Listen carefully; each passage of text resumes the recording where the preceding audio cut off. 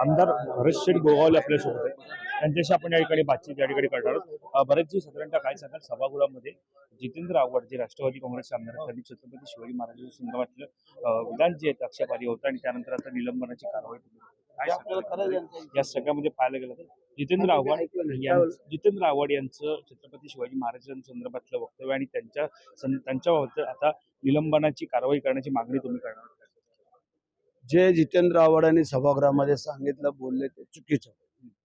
ते वक्तव्य त्यांनी बोलायलाच नाही पाहिजे होतं. हा पहिला मुद्दा.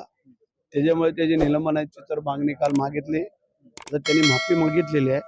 अध्यक्ष काय निर्णय घेतात सातत्यानं वक्तव्य होत आहेत अशी छत्रपती शिवरायांसंदर्भातली, आणि त्यानंतर माफी सुद्धा काय मागितली. काय ना, प्रसिद्धी झोतामध्ये यावं असं वाटतंय.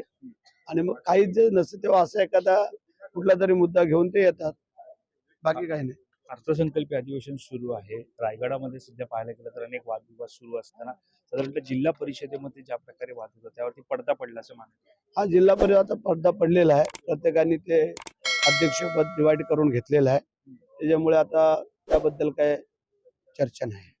आंब्यासंदर्भातली सुद्धा चर्चा आज पाहायला मिळत होती. साधारणतः अर्थसंकल्पीय अधिवेशनामध्ये शेतकऱ्यांचा मुद्दा असेल आणि आता ज्याचा सीझन म्हटला जातो असं आंब्याचा सुद्धा सीझन आहे. काय सांगा? आता 3 वाजता मुख्यमंत्र्यांबरोबर आमच्या सगळ्या कोकणातल्या आमदारांची, मंत्र्यांची आमची मीटिंग आहे आणि काही ना काहीतरी त्यावरती ठोस निर्णय आम्ही काढू.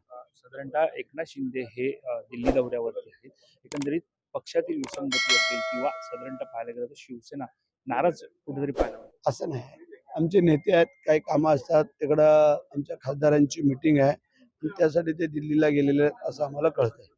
उद्धव ठाकरे आणि तुमच्यामध्ये काही संवाद झाल्याचा सुद्धा व्हिडिओ सध्या काल पाहायला लग्नाला आम्ही होतो प्रसाद लाडच्या मुलग्याच्या तिथं, आणि त्यावेळेला तिथं ते आले. आता समोर दिसलं, आम्ही बोललो या आमच्याबरोबर इथं उभे राहा.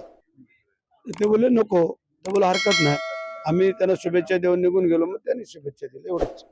आमच्याशी बातचीत करतो. कॅमेरा पर्सन अजय सर, वैभव पाटील, मुंबई.